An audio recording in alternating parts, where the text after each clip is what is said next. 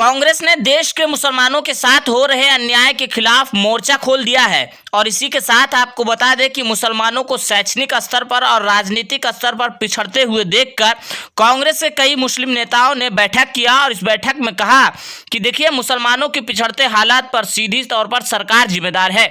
आपको बता दें कि देखिए बिहार के नवादा जिले में कांग्रेस के राष्ट्रीय सचिव सह बिहार के प्रभारी शाहनवाज आलम ने इस बात को कहा है कि मुसलमानों के पिछड़ते हालात पर सरकार मुस्लिमों के साथ दोहरा रवैया ना अपनाए और मुस्लिम समाज को सियासत में बढ़ चढ़ कर हिस्सा लेना होगा। मुस्लिम समाज के साथ अन्याय हुआ है लेकिन एक भी नेता नहीं हुआ है, लेकिन अन्य समाज के लोगों ने नेता पैदा किया है। यही मुस्लिम समाज के पिछड़ेपन का कारण है। यानी कि उन्होंने सीधी तौर पर कहा कि मुसलमानों को अब आने वाले वक्त में बढ़ चढ़ कर राजनीति में हिस्सा लेना चाहिए। पिछड़ेपन के कारण अब तक के उन्होंने यही बताया, जब तक हम लोग गोलबंद होकर राजनीति में भागीदारी नहीं लेंगे तब तक हम लोगों के साथ अन्याय होगा।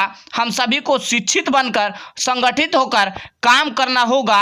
इसी के साथ देखिए उन्होंने यह भी कहा है कि बिहार में आने वाला वक्त में मुस्लिम समाज राहुल गांधी के साथ खड़ा दिखेगा और इसी के साथ देखिए इस बात को भी कहा है कि मुस्लिम समाज आने वाला वक्त में यानी कि बिहार के विधानसभा के चुनाव में मुस्लिम समाज बढ़ चढ़ कर हिस्सा लेंगे और कांग्रेस के हाथों को मजबूत करेंगे। आइए उन्हीं की जुबानी सुनते हैं उन्होंने क्या कुछ कहा है। बिहार में हर जाति का आदमी अपनी जाति के नेता का चिंता करता है, अपना लड़का का चिंता नहीं करता। तो हम लोगों को थोड़ा अपने बारे में बात करने की जरूरत है, अपनी कमियों के बारे में बात करने की जरूरत है। मुसलमानों में बहुत सारी अफवाहें फैली हुई हैं। मेरा मानना है कि जो एजुकेशन है इससे किसी एक आदमी का फायदा हो सकता है। समाज का फायदा तब होगा जब उस पढ़े लिखे कौम के लोग सत्ता में भी भागीदार हो।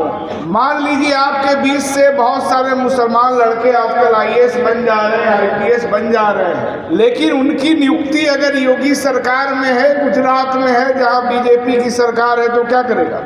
वो अपना अलग से जियो तो जारी करेगा नहीं, उसको तो वही करना होगा जो बिहार में नीतीश सरकार उससे करवाएगी। बस समझना। अब मैं देखता हूँ हर साल लोग बधाई देते हैं लिस्ट देख करके IAS वाले कि इतना लड़के IAS हो गए, एक दूसरे को बधाई देते रहते हैं। और ये चीज हम पिछले 20 साल से देख रहे हैं।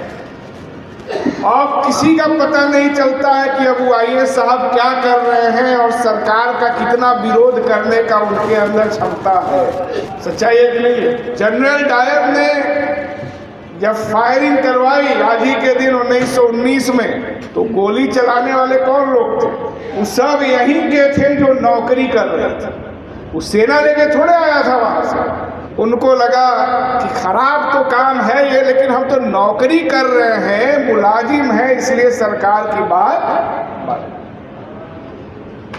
यानी कि जैसे ही आप सरकारी नौकरी में जाते हैं आपके आजाद इंसान से गुलाम बनने की संभावना बढ़ जाती है। सच्चाई है ना?